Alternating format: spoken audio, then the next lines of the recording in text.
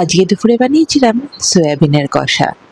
নাম যেরকম, খেতে কিন্তু ঠিক সেই রকমই হয়, দুর্দান্ত। সেই রেসিপিটা তোমাদের সাথে শেয়ার করছি। আমি কমলিকা, আমার রান্নাঘরে তোমাদের সবাইকে স্বাগত জানাই। আর আমার চ্যানেলে যদি সাবস্ক্রাইব করা না থাকে, তাহলে সাবস্ক্রাইব করার একটা অনুরোধ রইল। প্রথমেই সয়াবিনগুলোকে কিছুটা গরম জলে ভিজিয়ে 10-12 মিনিট রেখে দিয়েছিলাম। এবার কিছুটা তেল গরম করে কিছুটা গোটা মশলা ফোড়নে দিয়েছি। 1 চামচ জিরে, এলাচ, দারচিনি, লবঙ্গ আর একটা শুকনো লঙ্কা। অল্প নাড়াচাড়া করে নিয়ে এখানে পেঁয়াজ কুচি আমি দিয়ে দিয়েছি। এখানে দুটো মিডিয়াম সাইজের পেঁয়াজ আমি কুচিয়ে রেখেছিলাম। সাথে দিয়েছিলাম কিছুটা কাঁচা লঙ্কা কুচি। ভালো করে মিশিয়ে পেঁয়াজগুলো বেশ বাদামি হওয়া পর্যন্ত ভাজতে হবে। এটা ভাজা হতে হতে সয়াবিনগুলোকে ভালো করে জল নিংড়ে রেখে দিয়েছি। এদিকে মশলা দিয়ে এটাকে ম্যারিনেট করেছি। হাফ বাটি টক দই দিয়েছি, সাথে দিয়েছিলাম কিছুটা নুন, হলুদ, 1 চামচ কাশ্মীরি লঙ্কার গুঁড়ো, হাফ চামচ জিরের গুঁড়ো, 1 চামচ ধনের গুঁড়ো আর কিছুটা গোলমরিচের গুঁড়ো।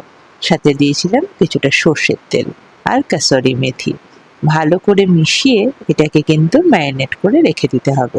এর ফলে সয়াবিনের ভেতর পর্যন্ত মশলাগুলো বেশ ঢুকে থাকবে। এদিকে পেঁয়াজটাও ভাজা হয়ে গেছে। এর সাথে দিয়ে দিতে হবে বেশ কিছুটা আদা বাটা আর রসুন কুচি দিয়েছি। তোমরা চাইলে রসুন বাটাও দিতে পারো। রসুনের কাঁচা গন্ধ যাওয়া পর্যন্ত এটাকে নাড়াচাড়া করে নিতে হবে। তারপর দিয়ে দিয়েছি শুকনো মশলা, স্বাদ মতো নুন, যেহেতু আগেই নুন দেওয়া ছিল সেটা খেয়াল রেখে দেবে। আর দিয়েছি হলুদ গুঁড়ো, কাশ্মীরি লঙ্কার গুঁড়ো আর হাফ চামচ ধনের গুঁড়ো। অল্প অল্প করে জল দিয়ে এটাকে কষিয়ে নিতে হবে। যখন দেখবে মশলাটা কষে গেছে, তখন এর মধ্যে সয়াবিনটা যে রেডি করে রাখা ছিল সেটা দিয়ে দিতে হবে। ভালো করে মশলাগুলো মিশিয়ে নিয়ে তারপর এর মধ্যে অল্প অল্প করে জল দিয়ে এটাকে কিন্তু কষতে দিতে হবে। 7 থেকে 8 মিনিট এটা আমি কষিয়েছি।